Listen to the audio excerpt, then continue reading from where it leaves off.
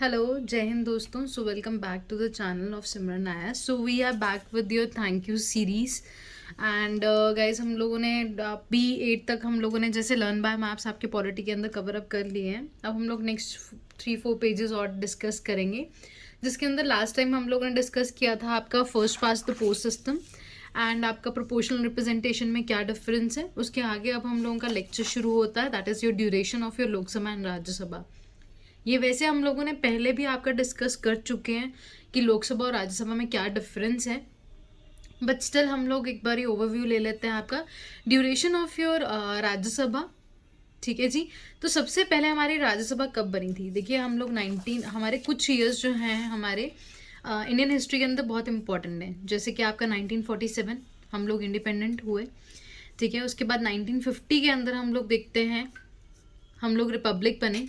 1951 के अंदर हमारे पहले जनरल इलेक्शंस हुए, जहाँ पे हम लोग देखते हैं हम लोगों का सबसे पहली आपकी लोकसभा बनती है. और हमें पता है कि जो हमारे लोकसभा हैं और उसी के साथ हमारे साइमल्टेनियस इलेक्शंस हुए स्टेट के अंदर, जिसको हम लोग बोलते हैं स्टेट लेजिस्लेटिव असेंबली. वहाँ से आपके इनडायरेक्ट आपके इलेक्शंस होते हैं और आपकी राज्यसभा कॉन्स्टिट्यूट होती है first time, that is your in 1952. Right. So that was the year जो हमारी सबसे पहले कॉन्स्टिट्यूट हुई थी. ये कुछ हमारे ईयर्स बहुत इंपॉर्टेंट है. इनमें से एक और आप याद रखिएगा 1956, जो कि आपका एक ईयर था जब हमारे स्टेट रीऑर्गेनाइजेशन आपका जो एक्ट है आपका पास हुआ था, और उस टाइम पे काफ़ी मेजर चीज़ें हुई हैं इंडियन पॉलिटी के अंदर. सो हमारा जो लोकसभा है गाइज, वो तो हमारा एक कॉन्टिन्यूइंग चैम्बर नहीं है, but Rajya Sabha is a continuing chamber. Continuing chamber that means आपका परमानेंट हाउस है और डिसॉल्व नहीं होता. जैसे राज्यसभा हम लोगों का जो है आपका लोकसभा जो है गाइज, हर 5 साल के बाद डिसॉल्व हो जाता है. जितने मेंबर्स हैं वो सारे के सारे उनकी टर्म खत्म हो जाती है, नए जनरल इलेक्शंस होते हैं और फिर 5 ईयर्स के लिए आपकी जो है नई कॉन्स्टिट्यूएंट असेंबली बनती है. ऐसे करके हमारी 5-5 साल के लिए आती हैं. राज्यसभा के अंदर ऐसा नहीं होता. जितने टोटल मेंबर्स हैं उनमें से 1/3 लोग जो हैं आपका एवरी 2 ईयर्स के बाद जो है वो रिटायर हो जाते हैं.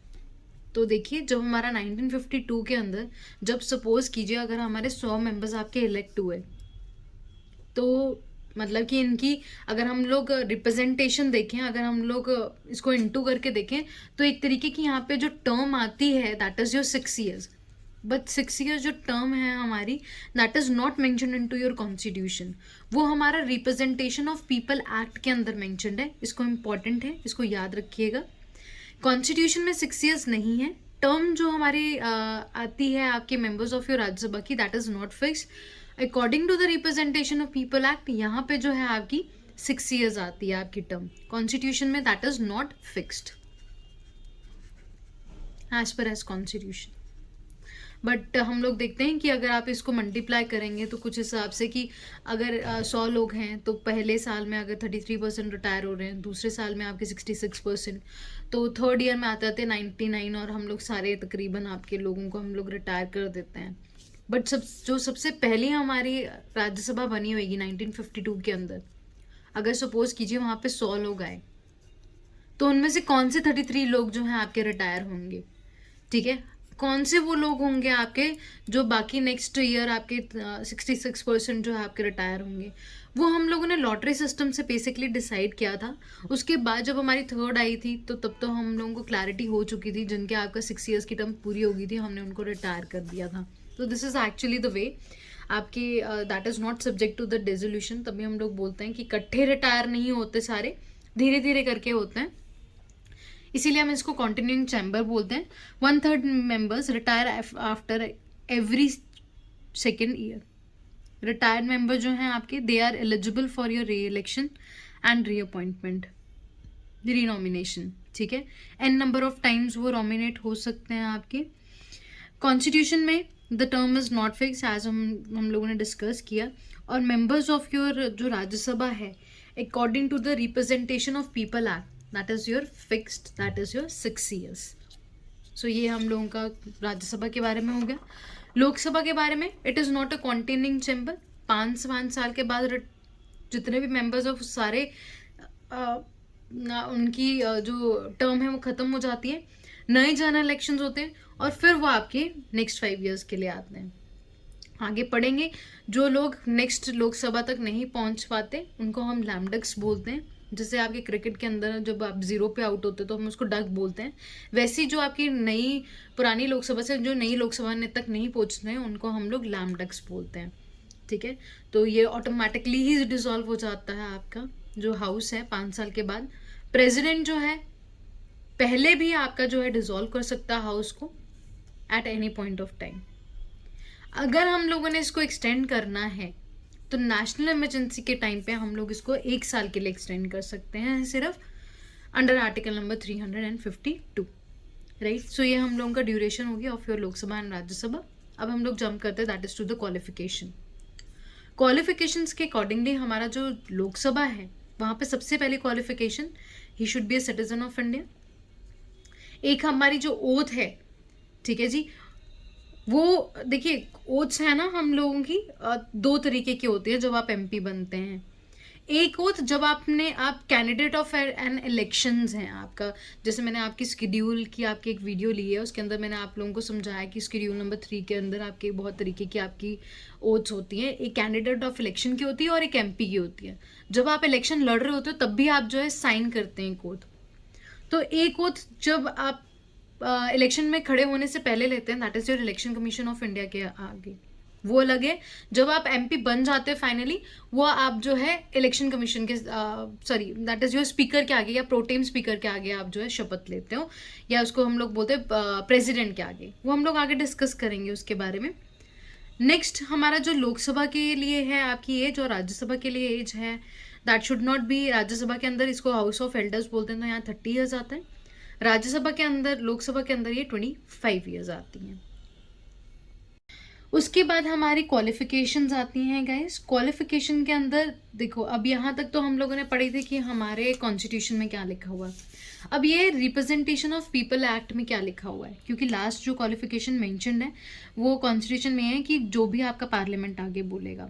1950 में हम लोगों ने कॉन्स्टिट्यूशन में जब आपके रिपब्लिक बने, कॉन्स्टिट्यूशन बना लिया, हमने ज़्यादा लैबोरेटिवली आपके इलेक्शंस के बारे में नहीं बताया था, इसीलिए हम लोगों ने 1951 का रिप्रेजेंटेशन ऑफ पीपल एक्ट ही हम लोग सामने लेके आते हैं। सो रिप्रेजेंटेशन ऑफ पीपल एक्ट हम लोगों ने 1951 हम लोगों ने इमीडिएटली हम लोगों ने लॉन्च कर दिया। ठीक है, यहाँ पे हम लोगों ने मतलब कि पास कर दिया ये बिल। और वहाँ पे हमारी जो क्वालिफिकेशन थी that he must be an registered as an elector, उसका वो खुद का एक वोटर आईडी कार्ड होना चाहिए अगर वो खुद ही इलेक्शन में खड़ा होना चाहिए।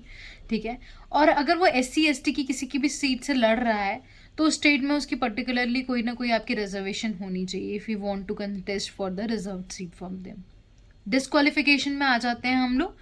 डिस्क्वालिफिकेशन के अंदर गाइज अब अगेन कॉन्स्टिट्यूशन में क्या चीज़ें मेंशन है, रिप्रेजेंटेशन पीपल एक्ट में क्या मेंशन है। क्वालिफिकेशन डिस्क्वालिफिकेशन के अंदर कॉन्स्टिट्यूशन में जो चीज़ें मेंशन है दैट इज़ कि आपका ऑफिस ऑफ प्रॉफिट हम लोग ना होल्ड करें। ठीक है, कि आप कहीं गवर्नमेंट जॉब में और आप कहीं पे प्राइवेटली एंगेज हैं, या फिर आपका इंटरेस्ट किसी और चीज़ के अंदर है, प्राइवेट कॉन्ट्रैक्ट्स के अंदर या फिर कुछ भी, वो चीज़ें नहीं होनी चाहिए। अनसाउंड माइंड जिसको हम लोग लुनाटिक बोलते हैं। Undischarged insolvent that means bankrupt ना हो वो आपका, right. He should not be a citizen, अगर वो नहीं है सिटीजन अगर वो, तो उसको डिस्क्वालीफाई कर सकते हैं हम लोग।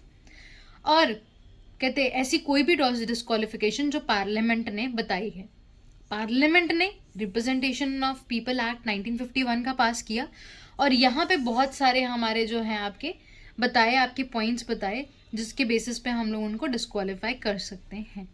वो कौन कौन से हैं आपके, सबसे पहले ये बहुत बड़ा आपका एक पॉइंट है इसके अंदर कि अगर कोई बंदा आपका करप्शन के अंदर पकड़ा जाए तब हम उसको डिस्क्वालीफाई कर सकते हैं, ब्राइबरी लेता हुआ, ब्राइबरी ऑफेंसेस के अंदर। इलेक्शन जो ऑफेंसेस हैं या करप्ट प्रैक्टिसेस परफॉर्म करते हुए पकड़ा गए तब हम उसको डिस्क्वालीफाई कर सकते हैं। अगर वो किसी भी चीज़ के अंदर कन्विक्टेड है 2 साल से ज़्यादा, अब ऐसा है हम लोगों ने 22 आर्टिकल के अंदर हम लोगों ने देखा है कि prevention of your preventive detention भी रहता है, उसके अंदर भी महात्मा गांधी जी भी जेल के अंदर गए अच्छे कॉज के लिए। तो यहाँ पे इन्होंने ये चीज़ बोली है कि वो बंदा आपका जो है 2 साल से ज़्यादा आपका कन्विक्टेड ना हुआ हो, अगर हुआ है then it he can be disqualified.